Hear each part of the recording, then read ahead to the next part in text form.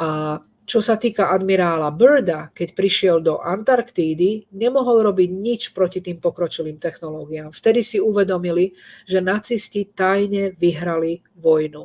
To viedlo k projektu Paperclip, keď priviedli všetkých tých vedcov, pracovníkov a spravodajských dôsledníkov do Spojených štátov a tým v podstate vytvorili súčasnú kabalu a vojensko-priemyselný komplex. Ja tu podotýkam, že konzervatívne zdroje hovoria, že tých vedcov bolo okolo 1600 v operácii Paperclip, ale šepká sa, že tých ľudí, nacistov, ktorí boli presunutí z Nemecka do Ameriky, bolo 10-násobne viac a že USA prichýlilo okolo 16 000 nacistov. Pokračujem ďalej, to, čo hovoril myslím, že Simon.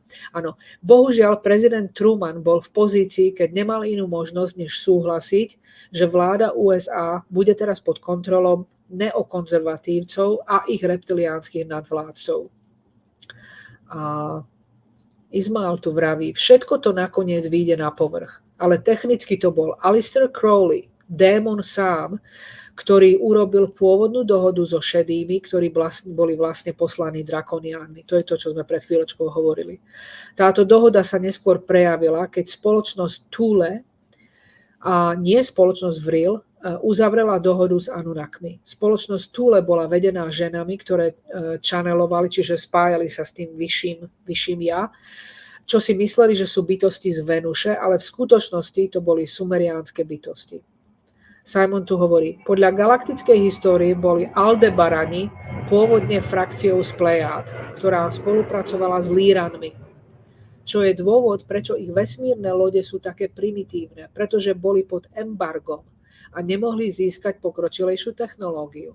Ak vaši poslucháči poznajú pána menom Adamský, keď si prečítajú niektoré z jeho kníh, zistia, že podobnosti medzi nacistickými vesmírnymi loďami, Adamského vesmírnou loďou a vesmírnymi loďami Aldebarancov. To nie je náhoda. Jedná sa o tú istú loď, ale sú až primitívne, veľmi jednoduché. Tu ja podotýkam, že napíšte nám, tak ako ste napísali ohľadom tých kníh Voyager, ak by ste mali záujem o PDF knihu Georgea Adamského Uvnitř vesmírnych lodí z roku 1955, rada sa podelím, je to v češtine.